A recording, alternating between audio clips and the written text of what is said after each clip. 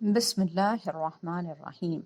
الحمد لله رب العالمين والصلاة والسلام على سيد المرسلين محمد وعلى آله وأصحابه أجمعين. السلام علیکم۔ جیسا کہ پہلے بھی بتایا گیا ہے کہ اسلام کے 5 بنیادی ارکان ہیں۔ پہلا ہے توحید و رسالت کا اقرار، یعنی کہ اللہ ایک ہے اور حضرت محمد صلی اللہ علیہ وسلم اللہ کے رسول ہے ماننا، اور دوسرا ہے صلوات قائم کرنا۔ آج اس ویڈیو میں تیسرے رکن اور پلر زکوٰۃ کے بارے میں مختصراً معلومات حاصل کریں گے۔ زکوٰۃ کیا ہے؟ زکوٰۃ ایک فرض حکم ہے اور اللہ کی رضا حاصل کرنے کا ایک بہترین طریقہ ہے۔ لفظ زکوٰۃ کے معنی پاکی یا کسی چیز میں اضافہ ہونے کے ہیں۔ دین اسلام میں زکوٰۃ سے مراد صدقہ واجبہ کمپلسری چیریٹی ہے، جو ہر ایڈلٹ مسلمان مرد ہو یا عورت جو دولت مند ہے ان کو دینا فرض ہے۔ اس حکم کے مطابق تمام عاقل و بالغ مسلمان جن کے پاس زیادہ مال ہو یعنی سرپلس ویلتھ ہو جو ان کی بنیادی ضروریات سے زیادہ ہو، اگر وہ ان کے پاس 1 سال کے عرصے تک رہے تو اس مال کا ایک چھوٹا سا حصہ غریب مسلمانوں میں تقسیم کرنا لازم ہے۔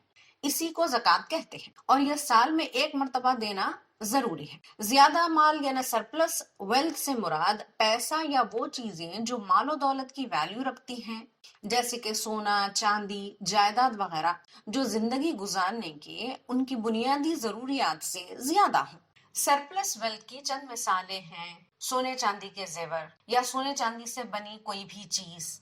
اسلامی قانون کے مطابق دولت مند ہونے کا کم از کم معیار یا لیول جسے نصاب کہتے ہیں وہ 20 مثقال سونا یا 200 درہم کی چاندی کے مالک ہونا ہے۔ اگر کسی شخص کے پاس کم از کم اتنا مال 1 سال تک موجود ہو تو وہ صاحب نصاب ہے اور اس کو اس سال کے ختم ہونے پر اس مال کا 40واں حصہ زکوٰۃ کی نیت سے ادا کرنا فرض ہے۔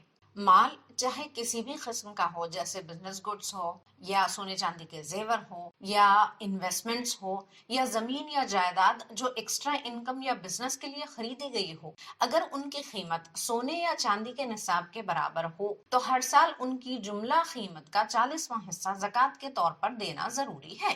بعض جانور جیسے اون اور بعض زرعی پیداوار پر بھی زکوٰۃ دینا ضروری ہے۔ مختصراً جس کے پاس بھی سرپلس ویلتھ کسی بھی قسم یا حالت میں موجود ہو، اس شخص کو ہر سال اس کے جملہ مال پر زکوٰۃ دینا فرض ہے۔ اب اگلا سوال ہے کہ زکوٰۃ کس کو دی جانی چاہیے؟ قرآن پاک میں سورہ نمبر 9 آیت نمبر 60 میں اللہ تعالیٰ نے فرمایا ہے کہ زکوٰۃ غریبوں اور محتاجوں کو اور زکوٰۃ کی وصولی پر مقرر کیے گئے کارکنوں کو دی جانی چاہیے، اور ایسے لوگوں کو بھی جن کے دل میں اسلام سے محبت کرنا مقصود ہو۔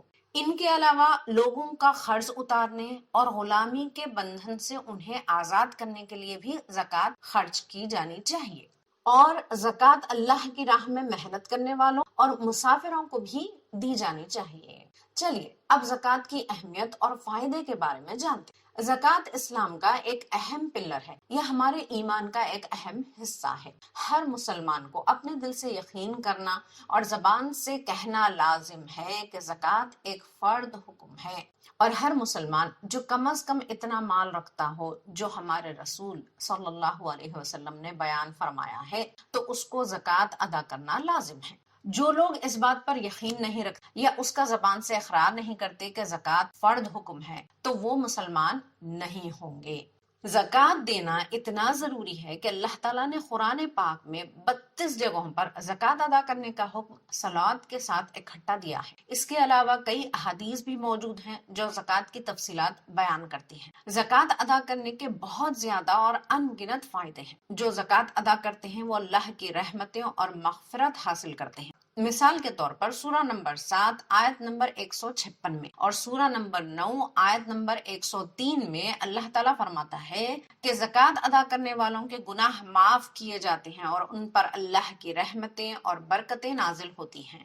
جو لوگ زکوٰۃ دیتے ہیں ان کو جنت میں زبردست انعامات دیے جائیں گے۔ سورہ نمبر 2 آیت نمبر 277 اور سورہ نمبر 4 آیت نمبر 162 میں یہ صاف لکھا ہے کہ زکوٰۃ دینے والوں کو جنت میں بہت بڑا اجر دیا جائے گا اور انہیں اللہ کے نیک اور صالح بندوں میں شمار کیا جاتا ہے۔ زکوٰۃ ادا کرنے کا ایک اور اہم فائدہ بے حساب نیکیاں کمانا بھی ہے۔ کئی قسم کے صدقات ہیں، ان میں زکوٰۃ سب سے اہم قسم کا صدقہ ہے اور یہ فرض حکم ہے۔ اس کے علاوہ زکوٰۃ اللہ تعالیٰ کی عبادت کرنے کا ایک زبردست طریقہ ہے، جس میں ایک مسلمان اپنی دولت کو لوگوں میں بانٹ کر اپنے رب سے فرما برداری، محبت اور اطاعت کا اظہار کرتا ہے۔